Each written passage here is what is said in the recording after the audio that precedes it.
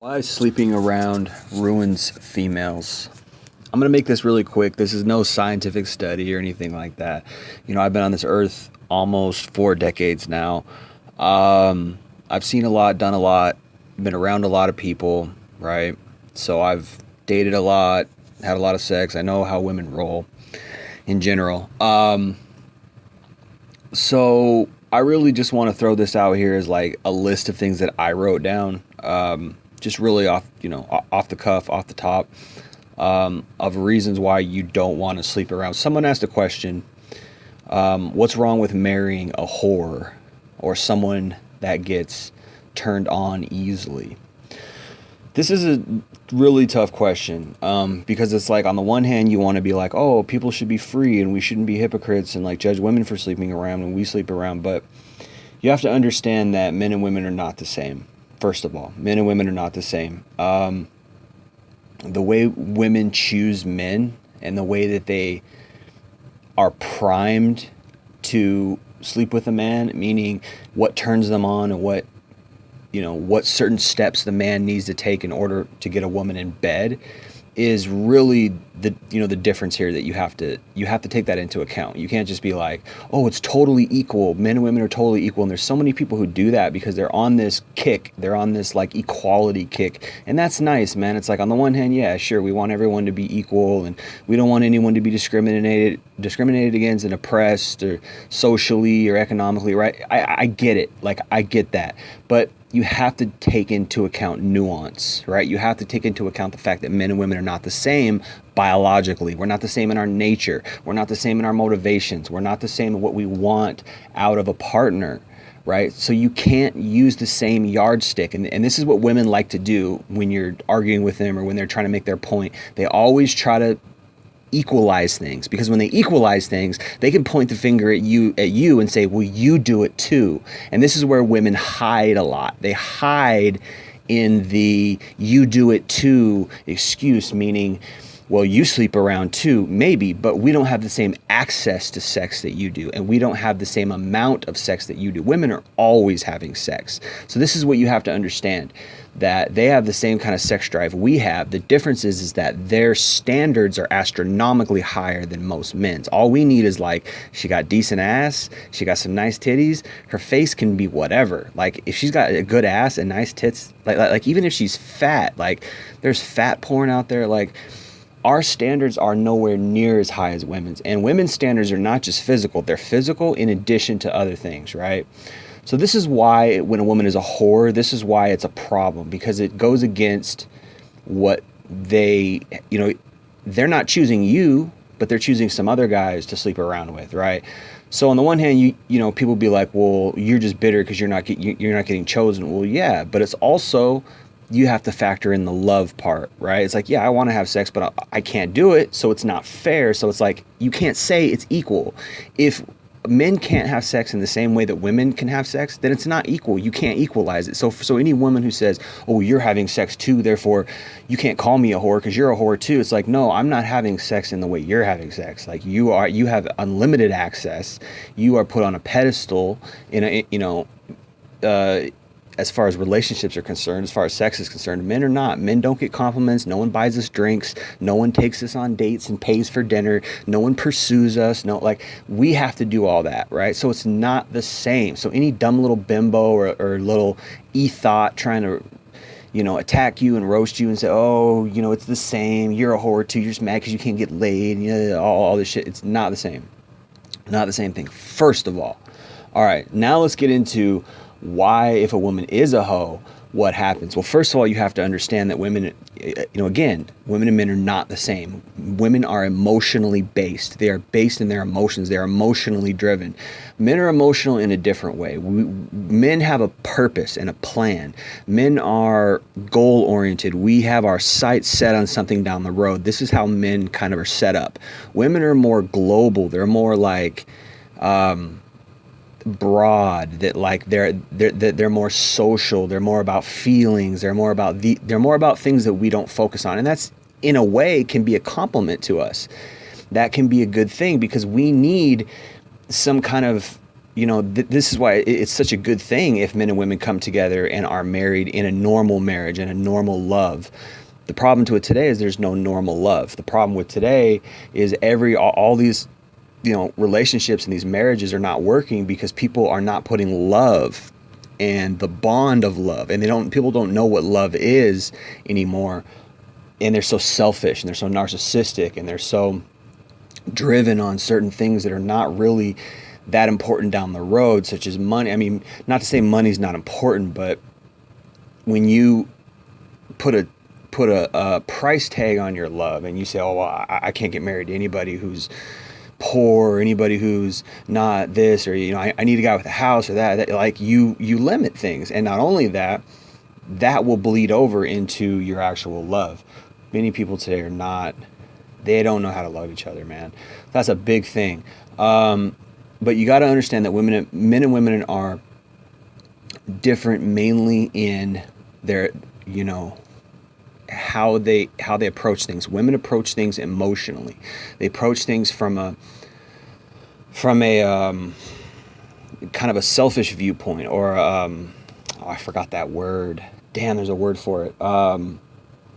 Solipsistic. They approach things from a solipsistic viewpoint. Well, what is this going to do for me? How is this going to further? Women are very, very insulated as far as like selfishness goes. So it's very easy for women to like have this diva attitude. It's very easy for women to have this like narcissistic, holier than thou attitude. And this is where they can manipulate. They can really do a lot of damage with manipulation. They can manipulate men's emotions. They can manipulate men's finances. They can manipulate a man's career and his goals.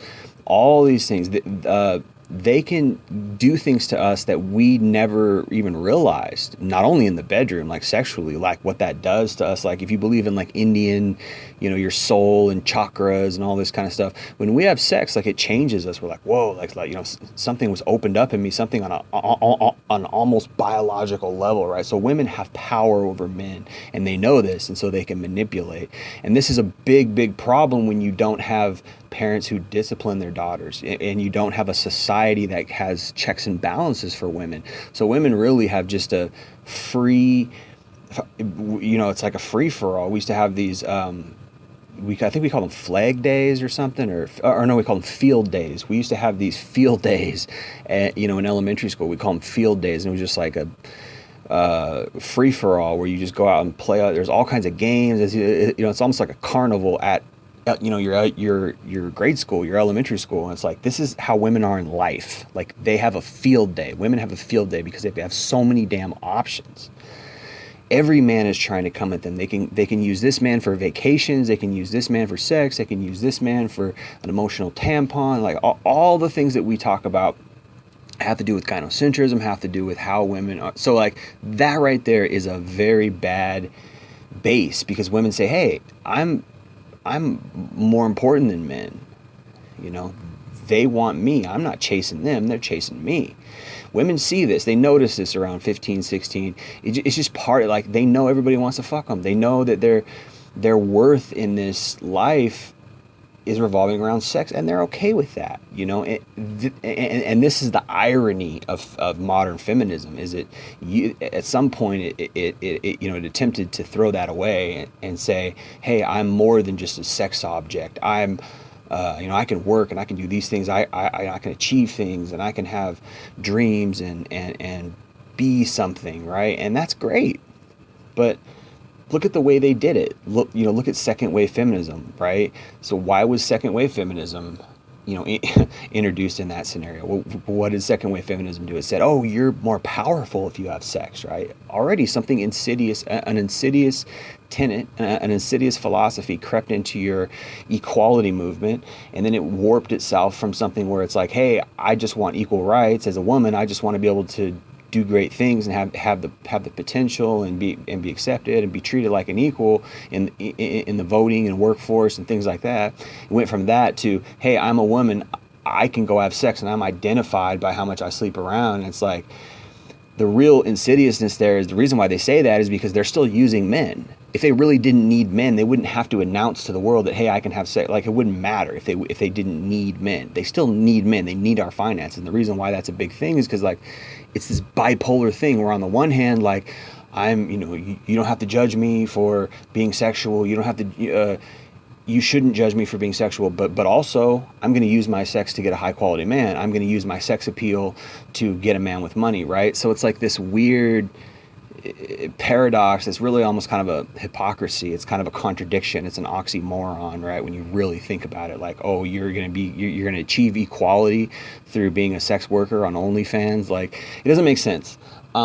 But let me get to, and so these are bigger issues that I talk about on my channel. These are bigger issues that like really just reverberate through society. And yes, it's tied to these modern movements such as, second and third wave feminism. And then of course our culture, which is highly sexualized culture, porn culture. And then we have this foundation of Puritan, like, Christian values, traditional, right, biblical values that you're not supposed to have sex. So it's like this, that's America, that's the West, that's why women are the way they are. So it's like we're actually hypersexualized, and it seems like in other cultures where they didn't have that Puritan foundation, where they had a more pagan foundation, or a Gnostic. Actually, Gnostic is probably not a common foundation for a culture or a country, but pagan probably, or just whatever. And yes, a lot of them had, like ancient Rome and stuff, they had orgies and all that kind of stuff, and there was a lot of cultures that got really weird. But if you go to like Europe and stuff, like sex is like kind of more normal. It's kind of more laissez-faire. It's kind of like, oh, you do it, cool. Like people don't care that much. But in the West, like in America,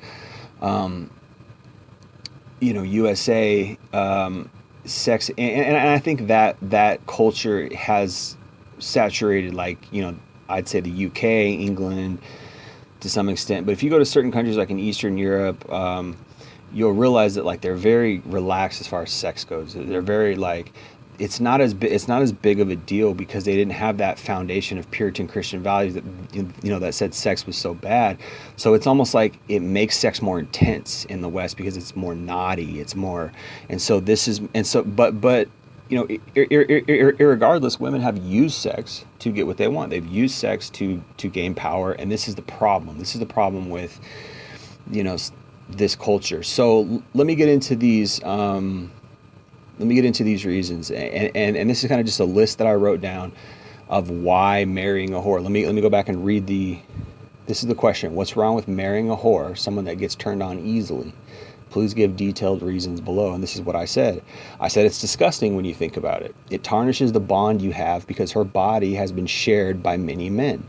STDs are more common than people realize or talk about. And that's the thing, is it's kind of gross when you think about it. Like all his dirtiness and like his sperm, and they say when a woman swallows a man's sperm, like his DNA is like always inside, like he becomes a part of her or some shit. Like that's weird shit. And there is such a thing, I believe, as soul ties. They call it soul ties, soul bond, or whatever. Soul ties. When you have sex with a woman, the Bible says you become one, meaning you are sort of knitted and blended together in your soul and in your heart with that woman. And I believe this is why a lot of guys and a lot of girls get hurt in relationships, is because they develop these soul ties, these soul bonds with the person they're having sex with. This is why sex before marriage, or sex before you really find the person that you're supposed to love, or the person that's the best person to love for you, is a bad thing. This is why these dumb little thoughts, they don't understand that there are consequences for having sex. There are consequences for being a whore. There's consequences for being loose. STDs, right? So the other thing is her ability to pair bond. Her ability to pair bond has been diminished. Most girls will sleep around with a lot of different guys, and they will invest their emotions in a lot of different relationships. And this lowers and diminishes their ability to pair bond. This is actually science. You can look it up. Another thing that's science, we talk about single moms a lot. The science says that kids are best raised in a family, a nuclear family, where the man and the woman, love each other, and they're the ones who have kids with each other. Like, the kids need their biological parents, both their biological parents, to be together. There's a bond there. You could say sacred, but it's almost like there's an energy there. There's a biological There's something in us that biologically wants to have one mom, one dad, but we live in a culture of divorce. We live in a culture of fornication. We live in a culture of lying, cheating, and doing people dirty. We live in a culture of succubuses. We live in a culture of gaslighting. We live in a culture of divas and thoughts and OnlyFans and Pornhub and all these hoes. And of course, just your general run-of-the-mill, basic Becky hoe, right? Like, they're everywhere. We grew up with them. We know who they are. Like, why is it a bad thing to sleep around? Because it's bad for your character. Like, you have to lie, you have to cheat, you have to creep around, you have to develop these weird narratives, right? Most girls who sleep around have developed an ego. Like, it warps their character. They think they're God's gift to all men, and they don't realize that you're supposed to be God's gift to one man, the man that you're supposed to love, and the man you should have kids with, and the man you should be with for the rest of your life. And they want to wait until they're 40. They want to wait until they're 35, 30, and they want to go have their fun with hundreds of dudes, and it takes its toll, right?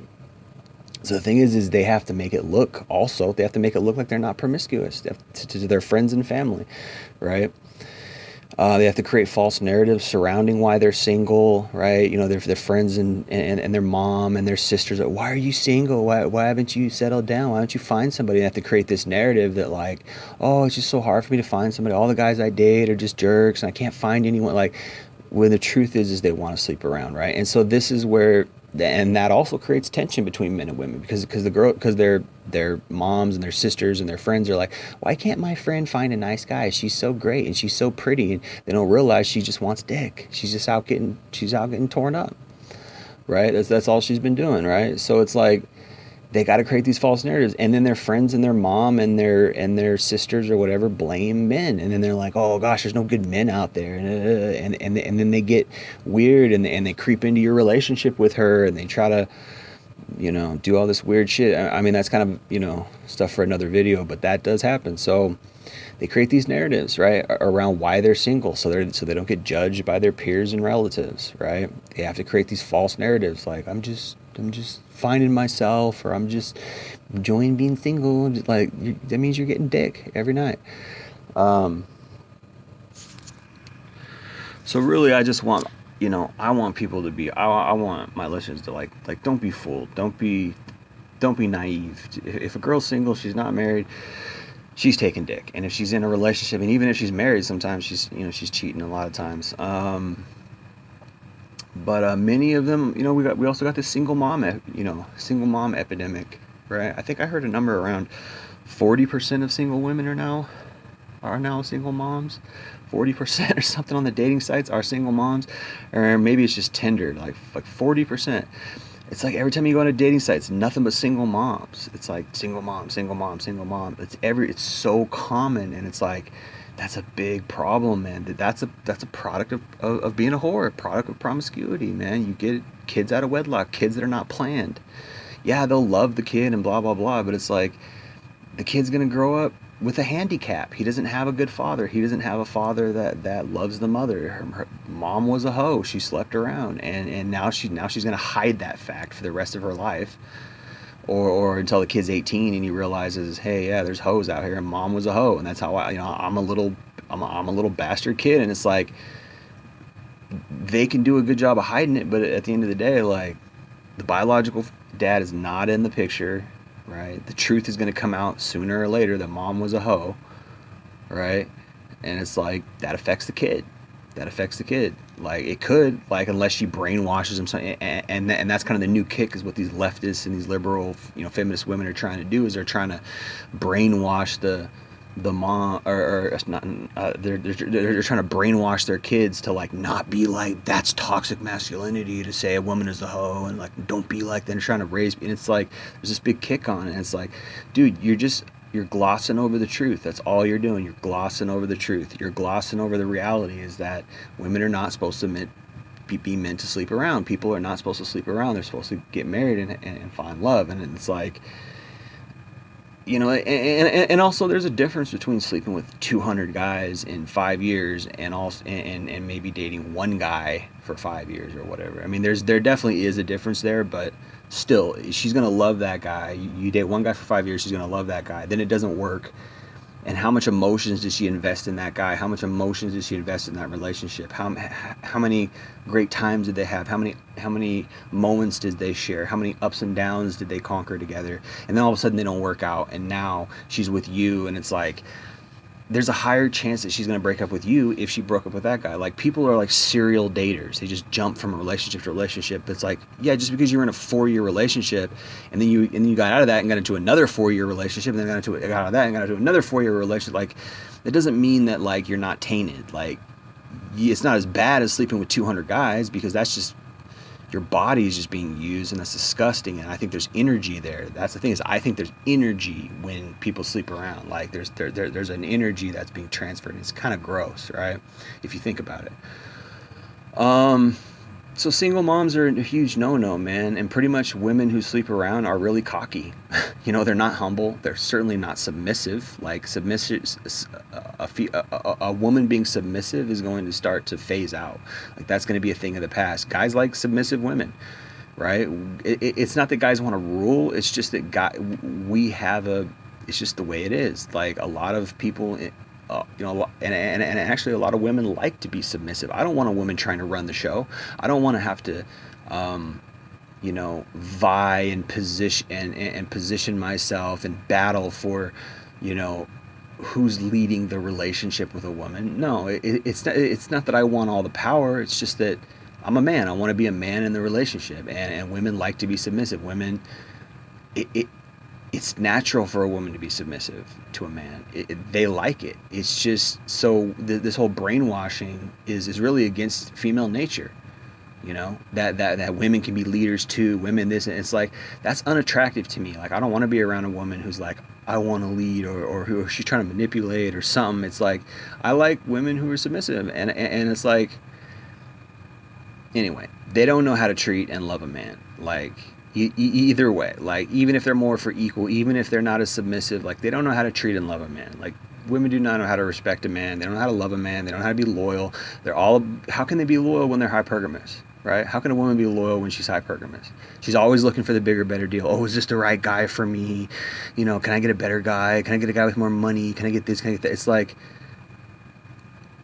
how could she be loyal with that?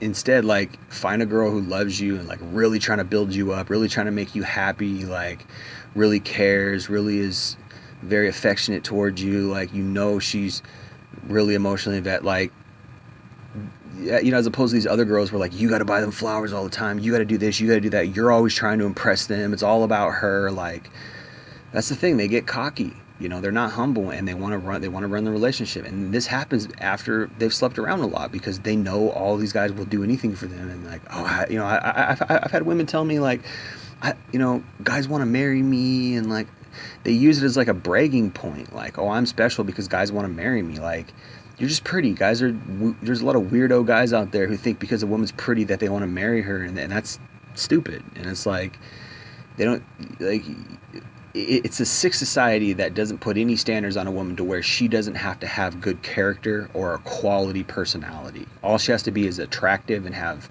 good pussy. Like, that's a sick society. And there's and men who do that are weak men. There's a lot of weak men out there who propagate that kind of bullshit thinking. We're like, oh, she's pretty, so therefore, right? Like, oh, she's pretty, so I'm gonna marry her. Like, that's just stupid. Like, you have to have standards. She's got to have a good personality. She's got to have a good character. She's got to be the right kind of mom to raise your kid. If all she's bringing to the table is pussy, it's like, it's stupid. Like, yeah, it's good sex is great, and you want to have good sex in a relationship, but that can't be all she has to bring to the table, right? But that's really, in this generation, that's all it is. So many women, that's all they have to bring to the table, And then not only that, a whole bunch of used baggage, kids from another relationship, STDs in a lot of cases, emotional baggage, mental hangups. This is what you're getting when you sleep with a woman who has high mileage. This is what you're getting when you get into a relationship with a woman who has high mileage. This is why a quality man, a high value man, should avoid a woman who's got high mileage. All right, let me finish this up. The other things I wanted to say is, yeah, it's just a bad proposition. It's a bad proposition, because by the time they're 16, 17, I like Donovan Sharp. Every once in a while I'll critique him, but I like his stuff for the most part. He says that a woman is only as mature as the age she realized she could manipulate men through sex. So by the time men start, paying attention to her because of her sexuality, she stops maturing.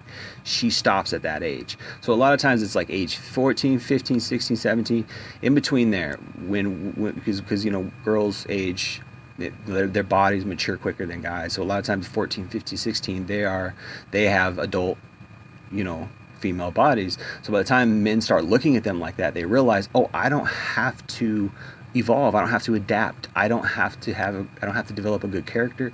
I don't have to have good morals. I don't have to be honest. I can lie. I can do all these things. They know that because at a certain point, they realize that sex is like a get out of jail free card or a key that opens all kinds of doors, right?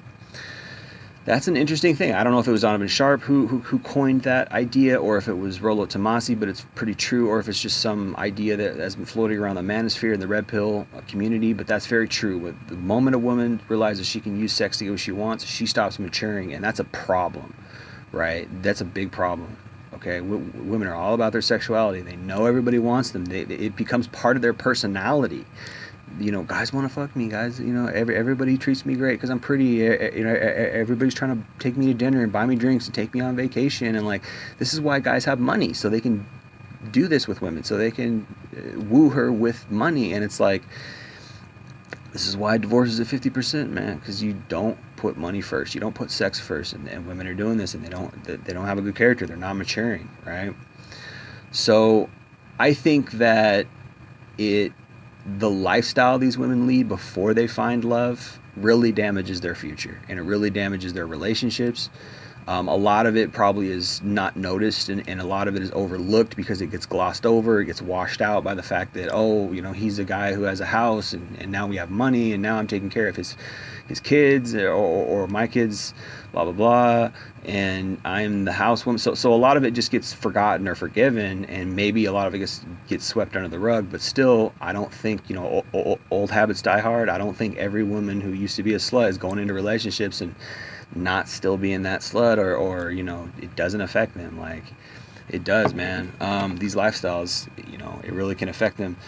And also, it depends on how you look at it. If you remove morality from the equation and take women as a whole at face value in an objective light and just say, well, this is how they are, this is what they do, really women are kind of just property, and I need money to get one. Once I have money and a house and a steady career, then I can get a woman who will move into my house and she'll be with me. And if you look at it like that, and then you say women are they just use sex and they're just kind of sluts, and it is what it is, and once I meet, it kind of goes with the territory. If I want a pretty woman who has a fat ass and nice tits, and if I want that in a woman, then I'm going to have to just accept the fact that she probably was a slut, and she probably has high mileage when I get into a LTR, long-term relationship with her, or when I marry her. She's just got high mileage. She's just got a lot of baggage. It is what it is. But as long as she moves into my house and it's all good, and she marries me, and she's raising my kids, or she's taking care of my house or cooking me dinner, then I don't care about her past. And a lot of guys feel this way, but they don't really understand that they're really taking a chance, because she's got a lot of baggage. She's got a lot of emotional damage. She's had heartbreaks. She's had guys who messed her up. She's had all kinds of weird experiences and things that she's, messed up things that she's done, and certain things. And it's like, I could write a whole book about how, bad relationships become toxic, and slutty women become toxic. Go hang out with strippers. Go hang out with, these women are highly used, and the more they get used, the bitchier they become, the weirder they become, the more toxic they become.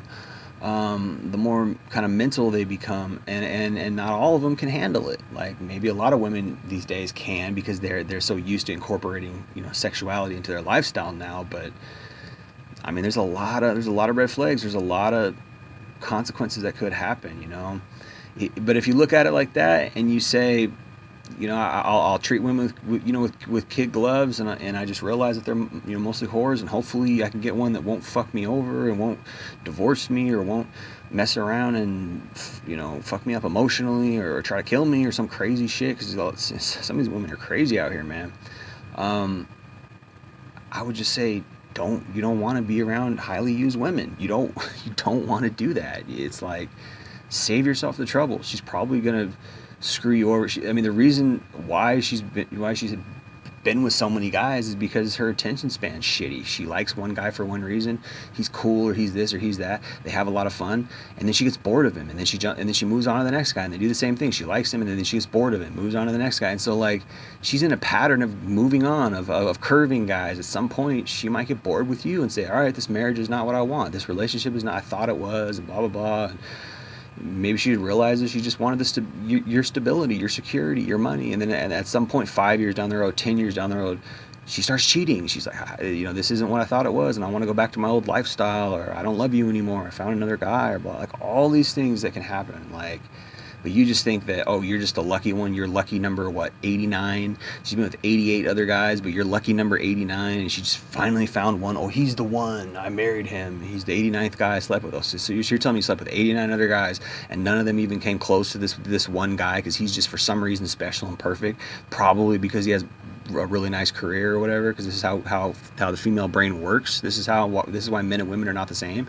because women look at men like a resource machine, an ATM. They look at us like, we're only sexy if we have money. We're only sexy, we're only sexy. We're only attractive. We're only viable option to be in a relationship with if we have a good career. These are things that this is how women, look at things. And it's like, oh, you think you're just the lucky one at, lucky number 89? Like, anyway, you guys get my point. You get what I'm saying. I'm going to end it there. Appreciate you guys listening. It's been Jay Lee, Northwest Podcast. Peace.